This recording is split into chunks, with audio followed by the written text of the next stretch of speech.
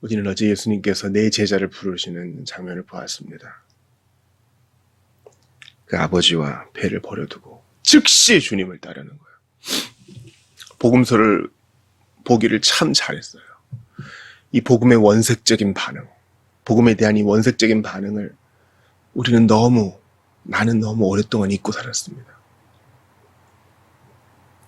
모든 것을 버려두고 곧 사회생활을 하고 나이가 먹어갈수록 짐이 많아집니다. 즉시 떠나기가 힘들어요. 책임지는 것들이 많아집니다. 곧 따르기가 힘들어요. 그리고 편리해진 것들을 많이 누립니다. 그래서 모든 걸 버려두기가 힘들어요. 그러나 주님은 지금도 우리를 부르십니다.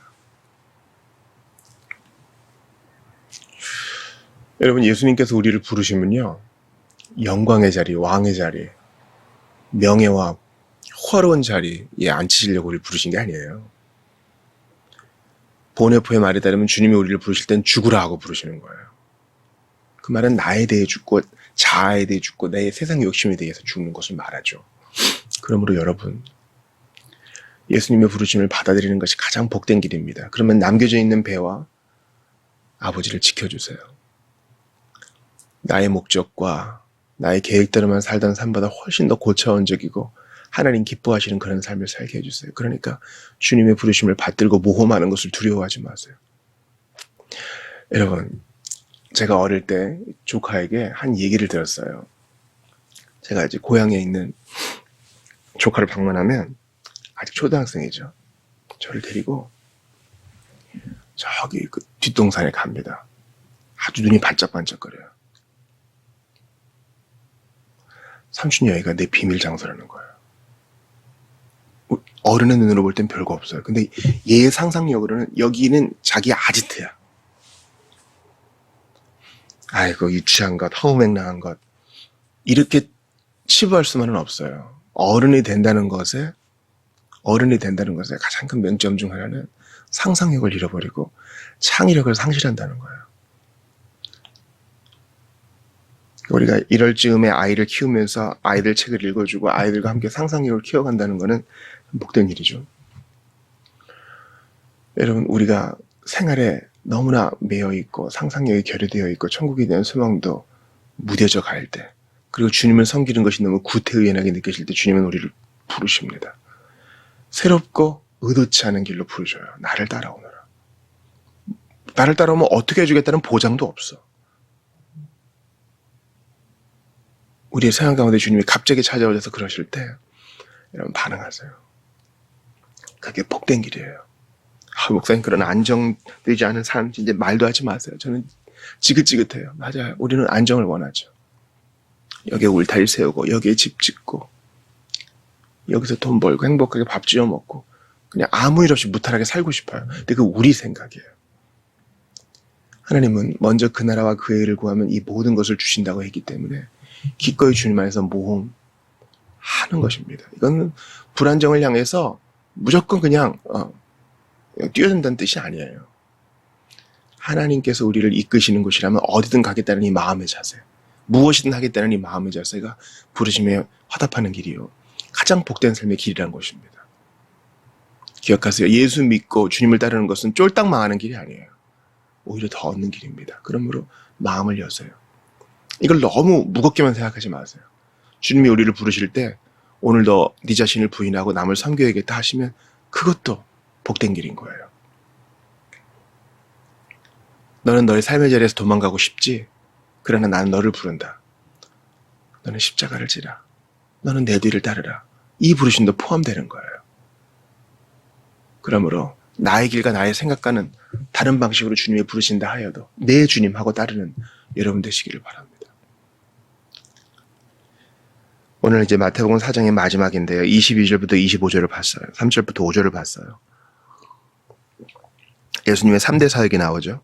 가르치고 전파하고 고치심. 가르침, 전파, 치유. 예수께서 온 갈릴리에 두루 다니사 그들의 회당에서 가르치시며 천국 복음을 전파하시며 백성 중에 모든 병과 모든 약한 것을 고치시니. 가르침, 전파, 치유. 이 세 가지가 주님의 사역의 주된 골자였습니다. 그리고 이것은 교회의 사역의 골자요. 우리 신자들이 평생 견지해야 될 사역의 골자입니다. 자, 가르치면 뭡니까? 선포의 기초예요.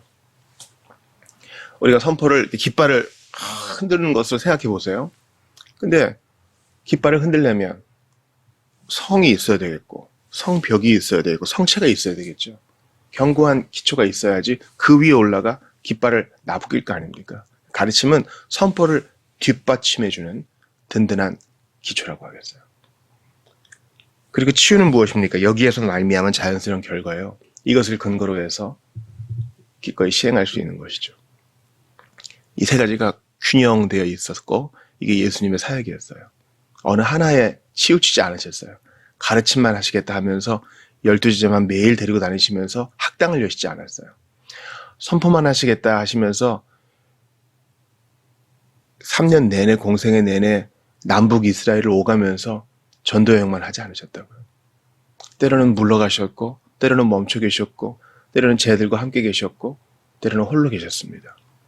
또 예수님이 공생애 3년 내내 치유만 하지 않으셨습니다. 예수 의원 이렇게 간판을 내걸고 병자 고치느라 시간을 다 쓰신 것도 아니에요. 근데 교회 사역을 보면은요, 이런 균형이 깨질 때가 많아요. 우리는 전도하는 교회 아닙니다. 우리는 가르치는 교회예요. 아니요. 그러면 학원이에요. 복음 선포가 있어야 되고 주중에 또 개인적인 성도들의 전도가 있어야 되고 또 선교회의 애씀과 부르짖음, 몸부림이 있어야 돼요. 안 그러면 생명력이 없는 겁니다. 또 선포만 하는 교회가 있어요.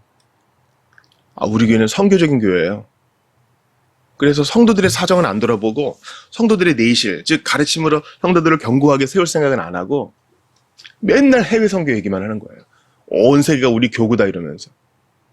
이 균형이 있어야 되는데 1년 내내 선교와 전도만 얘기하니 성도들이 발휘해져 갑니다. 또 우리 교회는 치유하는 교회예요. 그래서 1년 내내 축사만 하고 1년 내내 치유 기도만 하는 거예요. 성도들은 배워야 되고요. 좋은 꼴을 원해요. 위로받기를 원하고 주님을 찬양하기를 원해요. 근데 1년 내내 치유만 하고 있으니 교회가 병영이기도 한데 어떻게 병원 노릇만 하고 있는가 이런 생각이 들겠죠. 이 세 가지가 균형 있게 가야 돼요. 성령의 이끄심을 따라서 우리가 하나하나 행하되 어느 한쪽에 치우치지 않도록 다른 것을 무시하는 일이 없도록 해야 됩니다. 제가 또 하나 여러분과 살펴보고 싶은 것은 예수님이 이 일을 하실 때 두루 다니셨다는 거예요. 온 갈릴리에 두루 다녀서. 이때 갈릴리에는 한 3만 명 정도 살았대요, 사람이.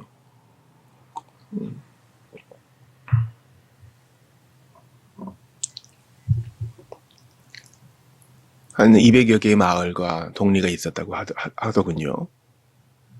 오늘날 3만 명 하면 그렇게 많은 숫자는 아니죠. 그러나 예수님은 한 사람 한 사람 만나셨기 때문에 온 갈릴리로 충분하셨고 거기에 사역을 제안하셨어요. 그러니까 가버나움에 거점을 두고 그 갈릴리를 이렇게 순회하신 거예요.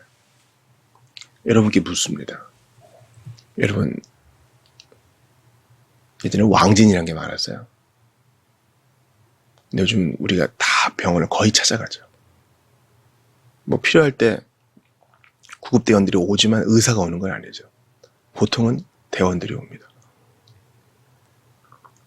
여러분, 우리나라는요, OECD 국가 중에서 의사 수가 현저히 적어요. 현저히 적다고요. 일반의가 너무 없어요. 전문적인 영역을 제가 감히 논할 수 없으나 상황이 그래요. 이 지수가 말해주고 있어요. 예전에는 왕진 가방을 들고 다니는 의사들이 많았습니다. 왜냐하면 못 오는 사람들이 있거든요. 여러분, 우리가 거리에서 못 본다고 그런 사람들이 없다고 생각하면 안 돼요. 거동을 못하는 사람들이 있어요. 두 다리가 없거나 정신적인 문제로 집 밖을 못 나오는 사람도 있고 나이가 들어서 집 밖을 나오는 게 힘든 사람도 있어요. 그런 사람들에게 마냥 오라고만 하지 않고 찾아가는 일, 예전에 있었습니다. 이건 교회 사역도 마찬가지예요. 교회로 오세요. 예배 드리러 오세요. 이것만 얘기해서는 안 되고요. 주중에 장로와 교육자가 부지런히 신방해야 돼요. 저도 오늘 신방이 있는데요. 성도들을 만나는 게 기쁨이어야 되고 그 삶의 현장에서 가르침과 선포와 치유의 일들이 이루어져야 돼요. 이게 균형이 맞춰져야 되는 거예요. 예수님은 갈릴리에 두루 다니서 자 가버나움에 오시오 하지 않고 두루 다니셨어요. 전도 여행을 하셨다는 겁니다. 우리 예전에 김영희 목사님 우리 교회 방문하셨죠? 개척교회 교육자들만 찾아다니신 거예요. 개척교회 교육자들은 주일에 설교를 쉬기가 힘들어요. 그렇다고 교회 사정이 이러하다 보니 누구를 또 초빙하기도 어렵고요. 그래서 본인이 우리 교회 헌금하시고 본인이 살이 안 받으시고 한 주 섬겨주신 거죠. 참 좋은 일이에요. 저도 그런 일을 하고 싶어요. 하나님이 길을 열어주시기를 원합니다. 그래서 각 회당에서 가르치셨어요. 회당은 성전이 파괴되고 나서 곳곳에서 성전 예배를 대체하기 위해서 유대인들이 세운 것이죠. 거기에 회당장이 있어서 먼저 두루마리를 읽고 또 기도하고 그런 일을 했습니다. 그래서 주님은 마냥 시장에서만 노방전도 하신 게 아니라 그들의 근거지, 그들의 사역을 존중하시면서 그들의 안식일 준수를 존중하시면서 거기서 한 사람의 랍비처럼 말씀을 전하셨어요. 복음 전도의 근거지를 회당으로 두신 거죠. 오늘날로 따지면 이제 지역교회로 두신 거라 할 수 있겠어요. 그래서 사람들이 회당으로 사람들을 초대해서 가르침을 받게 하고 오늘날에도 적용할 수 있지 않겠어요? 제가 20년도 전에 선교단체에서 사역할 때도 그랬습니다. 섬에 있는 교회, 시골에 있는 교회, 또 군부대, 또 대학 캠퍼스의 한 회관 이런 것들을 다 빌려서 거기서 전도 축제를 연 거죠. 하나님이 우리의 부족한 그 섬김을 받으셨으리라 믿어요. 찾아간 거예요. 버스에다가 짐 딱 싣고 찾아가는 거예요. 눈이 와도 찾아가고 길이 얻어도 찾아가고 비가 와도 찾아갔습니다. 여러분 오라오라고만 하지 마시고 여러분도 가셔요. 가시는 거예요. 왜냐면 차마 오지도 못하는 사람이 있거든요. 어제 전화가 왔어요. 술이 안 멈춘다는 거예요. 제가 병원에 꼭 입원하시라 하고 입원하시면서 찾아가겠다 했습니다. 병원이 먼 데 있어요. 그러나 찾아가는 건 기쁨이에요. 피차 위로가 있거든요. 예수님은 찾아오셨어요. 여러분 주님이 우리를 구원하실 때 아무개야 조금만 노력해서 내가 원하는 기준까지 올라와. 내게 와. 그러면 내가 은혜를 줄게. 조금만 더 해봐. 주님은 그렇게 하지 않아요. 먼저 우리에게 찾아와서 회개와 믿음을 선물로 주고 주님께 반응할 수 있게 해줘요.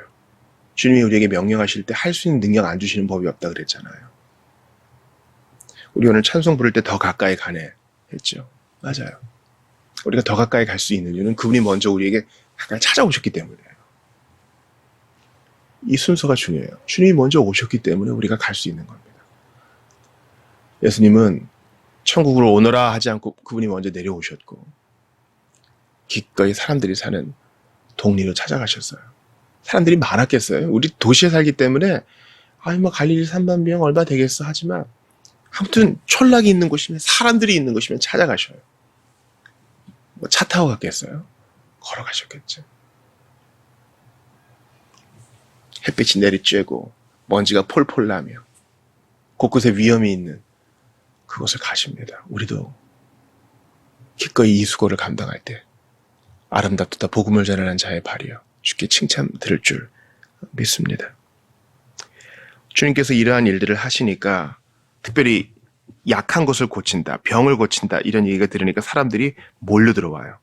수리아에서도 오고요. 갈릴리에서도 오고요. 데가볼리와 예루살렘과 유대와 요단강 건너편에서도 와요. 특별히 수리아와 요단강 건너편은 한때는 저주받고 주님께 꾸중들은 나라들이 있던 곳이었죠. 근데 여기서도 사람들이 온다는 것은 열방이 주께로 몰려온다는 예언의 성취예요. 유대인들만 온 게 아니라 요단강 건너편의 모압과 암몬과 에돔 사람들도 다 오는 거예요. 시리아는 어디겠어요? 한때 북이스라엘을 멸망시키셨던 바로 아수르가 있던 곳 아닙니까? 거기서도 사람들이 오는 거예요. 열방들이 주님이 여기 계시다 하는 얘기를 듣고 찾아오는 겁니다. 근데 뭐 때문에 와요? 각종 병 때문에 와요. 모든 앓는 자, 곧 각종 병에 걸려 고통당하는 자, 즉 귀신 들리고 간질하고 중풍병자 데려오니 주님이 고치세요.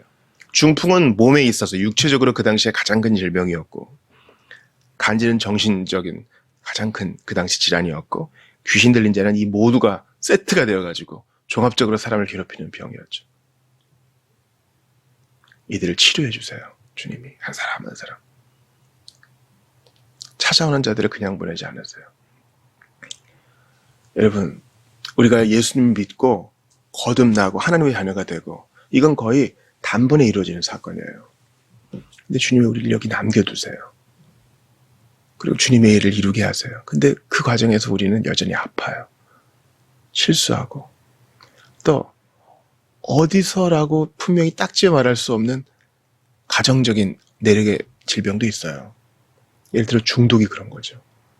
가족력으로 따르는 병이 그런 거죠. 마음의 병은 또 어때요? 우울해하고 습관적인 거짓말을 하고.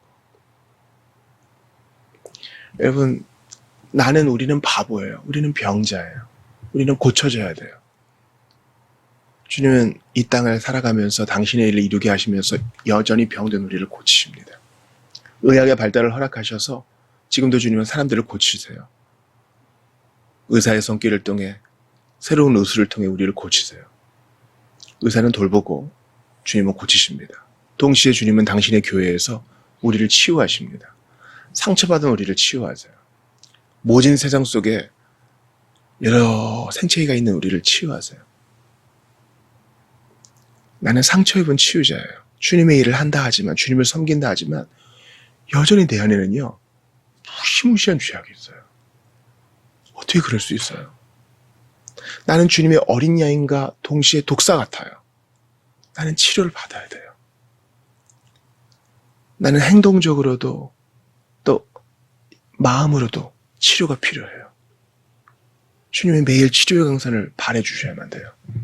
주님이 기꺼이 치료해 주세요. 그렇게 예수께 가서 치료를 받고 다시 일어나 주님의 이름으로 섬기는 거예요. 사랑하는 여러분, 우리 주님은요, 단순히 우리에게 자, 받아 적어라 가르침만 하시는 일타 강사가 아니세요. 우리에게 생명의 말씀을 가르치시고 우리에게 이해가 되지 않는 부분들도 천국 받느냐, 지옥 받느냐, 예수 받느냐, 우리에게 의문을 던지는 세상에게 주님은 오히려 선포하세요. 나를 따르라. 또한 주님은 우리를 가르치고 선포하실 뿐만 아니라 우리를 치유하세요. 치유하시고 만지시고 치료해 주십니다. 나는 문제가 있어요. 나는 문제가 있다고요. 우리는 다 문제가 있어요. 여러분, 이거 주일에 나눌 건데요. 미리 할게요. 우리가 입법행정사법부에서 일어난 일들을 보면은요, 특별히 청문회 같은 거 할 때 검증을 해내야 되는 사람이 청문위원을 뭐라고 부릅니까? 존경하는 누구누구 의원님 이렇게 부르죠. 존경하는 국회의원님. 그 사람의 도덕성 때문에 그렇게 하는 거 아니에요. 법을 만들고 법을 제정하고 수정하는 그들의 그 직임이 고귀하기 때문에 그렇게 부르는 겁니다. 재판도 마찬가지예요. 변호인이나 검사나 증인이나 존경하는 재판장님을 이렇게 부르죠. 재판관이 가장 고상한 인격을 갖고 있기 때문에 그런 게 아니라 판결을 하는 그 일이 너무 고상하기 때문에, 중요하기 때문에 그렇게 부르는 거예요. 왕이나 여왕에게도 Your Majesty 이렇게 불러요. 근데 Majesty 아니거든요. 중요한 일은 총리가 한단 말이에요. 그런데도 왕과 여왕으로 상징적인 그 자리를 지켜주는 것만으로 너무 중요한 일이기 때문에, 나라를 대표하는 중요한 일이기 때문에 Your Majesty 이렇게 부르는 거예요. 마찬가지로 성도와 성도 사이에도 야, 이거 예수 아니면 만날 일 없겠구나 이렇게 싸우는 사람들이 있어요. 안 맞아요. 안 맞는 게 당연하지. 살아온 배경이 다른데. 근데 이보다 더 나빠지지 않고 어느 정도 소원한 관계를 유지하고 좀 부딪히기도 해요. 그래도 우리가 뭐라고 불러요? 이 썩어 문드러질 놈아 이렇게 안 하고 성도님 이렇게 불러요. 거룩한 무리에 속한 당신과 나 이렇게 부르는 거예요. 우리는 치료가 필요해요. 분명히 예수의 한 피바다 한 몸이란 가족인데 아직도 사랑이 없어. 안 맞는 게 당연하다고 생각해. 우리는 치료가 필요해요. 머리끝부터 발끝까지 우리의 눈과 입과 손과 발. 치료가 필요해요. 그런 우리를 주님이 기꺼이 고치세요. 중풍병 걸리고 간질 걸리고 귀신 들린 거 우리의 영혼의 질병 아니에요. 우리의 몸과 영혼, 심령의 질병이 있으니 고쳐주십시오. 주님이 기꺼이 오셔서 고쳐주세요.